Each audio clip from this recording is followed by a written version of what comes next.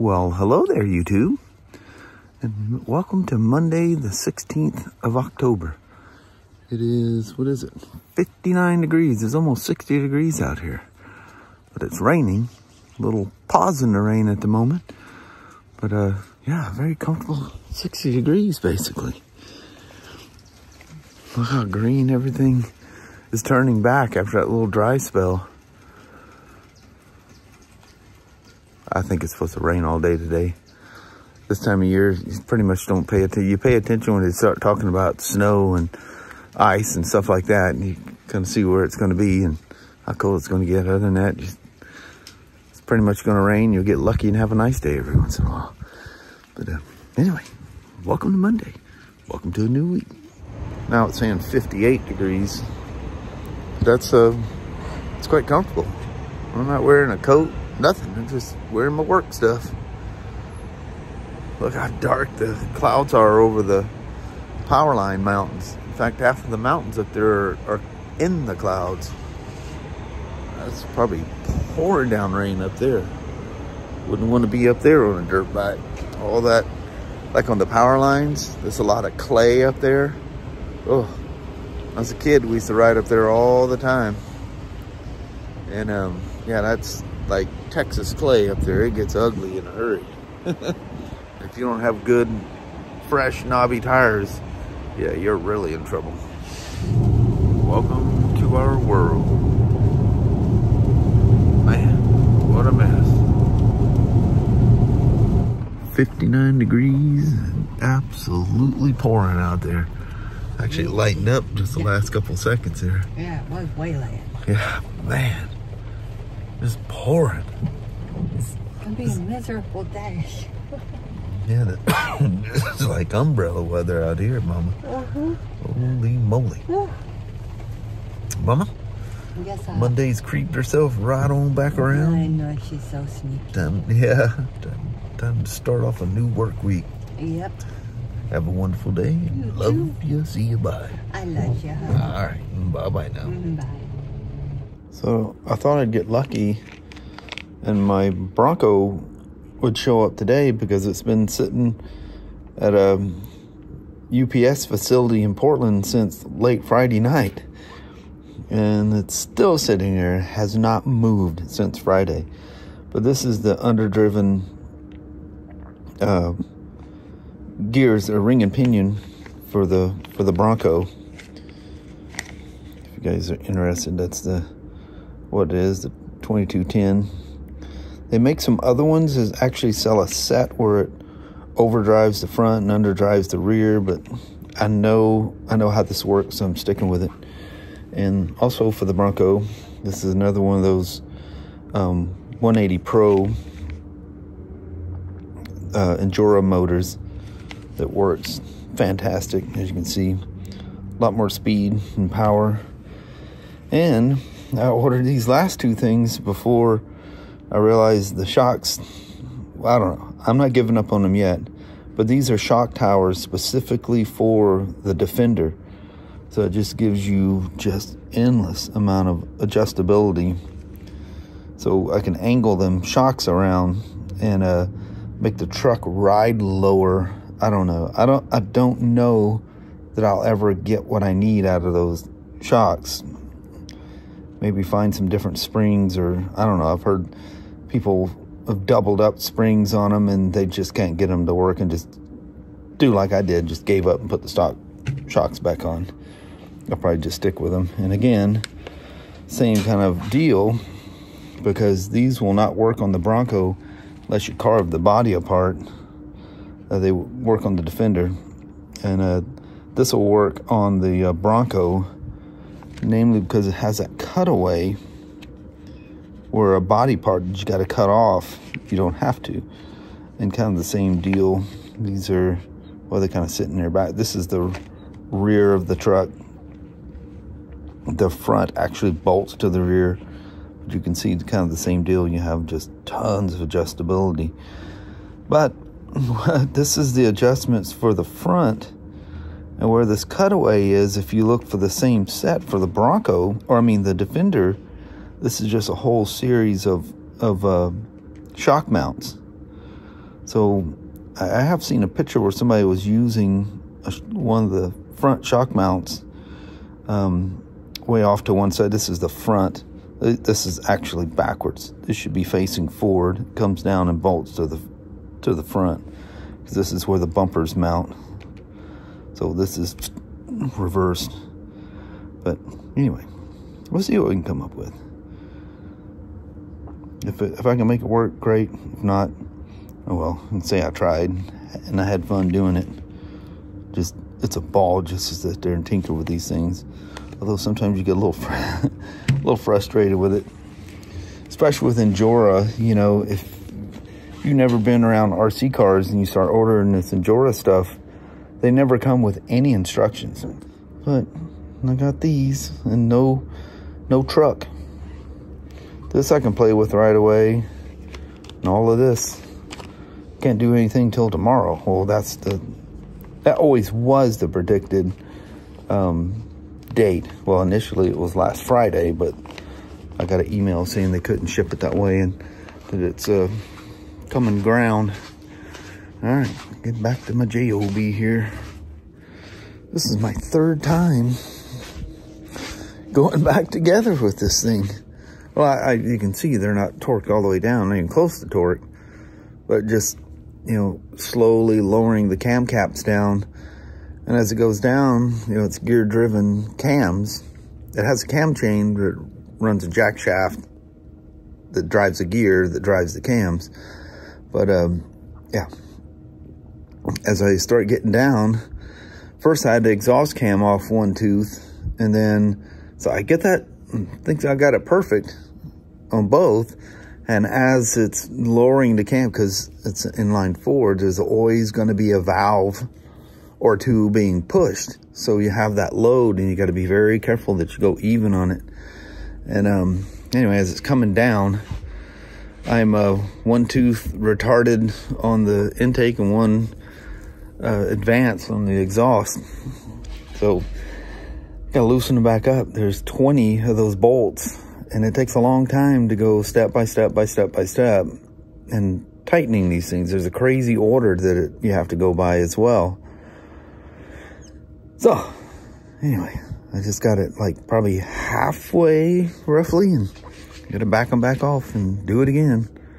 I know what I need to do. I need just to, before I start tightening the cam caps down, I'm going to be what looks like one tooth off. And so you got two visuals. You got end of the cams on this side, and then timing marks on the other side. So two things to work with. Let me get in here and try this again. Daggum BMW. It takes a long time. That's a lot of screws that you got to manipulate one by one, because you can break those cam caps if you get your sequence off. Yeah, you hear a loud snap, and yeah, you're buying a whole cylinder head, because those are line bored. There's no fooling around with these things. They're back out. So went one tooth forward on the intake, one tooth back on the exhaust, and we'll go back, which is weird. The cams, because they're riding off of one gear, the cams are actually turning backwards, so it's a little weird to wrap your head around that. But anyway, here I go. Get these cam caps back on, slowly and methodically, step by step, start tightening them down. And you know, it's not until you get going a little bit that you can make sure that you have them back where they're supposed to be. These are supposed to line up with the head, and then you got punch marks that line up with two punch marks on the cam cap. Apparently, when you get an old and feeble like me, you gotta do it 3 times. Third time's the charm. Nothing's torqued, it's just hand laid in place, and just so they just touch. Both cams are laying flat against the head on this side. Both cams are corresponding with the tooth and the punch on the cam cap on this side. And she's golden. Look at this. Let me turn the light off here. Look at this procedure. I know the white balance go crazy. That's the the order you have to go in. So I get my little micro torque wrench out. Coolest thing ever. Reach in there and torque all 20 of those bolts. And turn her over by hand, give her a full revolution, and double check everything, move on, start putting her back together. Get the cam shift, well, you got to get the cam cover on, and the cam shift module sit on top of that.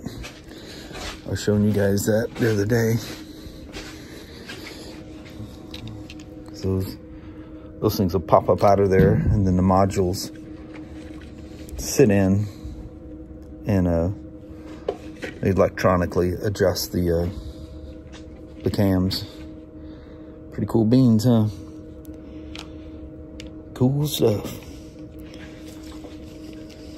Still got to change the oil in it as well, and they want the injector O-rings replaced. That's kind of odd, but whatever. You the boss. And they want the oil changed as well, because of the delamination of the stock cam. You can see them coming apart. It's weird. Absolutely no damage to the rocker arms whatsoever. And I say, if there's no damage, move on. Go to the next step, which is where I'm at now. That's that little snap-on torque wrench. Crazy expensive. That's been, good Lord, 10 years ago that I bought this thing, and it was like $600, somewhere around there. And the guy threw in that toolbox with it, because it came from one of the, you know, corporate, came from our auto dealers. It was a Volkswagen shop. The technician come in too hot and slid across the floor and hit that second to the bottom drawer, and then the drawers wouldn't lock, and they did weird things. And I go, heck, even if it don't lock, I'll take the box, you know. So I was still upstairs. I rolled in upstairs, and I was able to fix everything. It locks. Every once in a while it's a little janky, but yeah, it works great. I've been using it ever since. But the cool thing about this, all 20 of these screws, is I have to, not that I haven't gone through the sequence enough times today, I have to go through the whole sequence at 5 Newton meters and then come back through at 13 Newton meters is the final torque.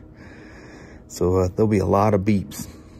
Used to have a tech that worked down there, you guys remember Kurt? The beep of that gun would literally drive him insane. Remember doing the spoke recalls on the GS? I think it was just the GS. Could have been the GSAs.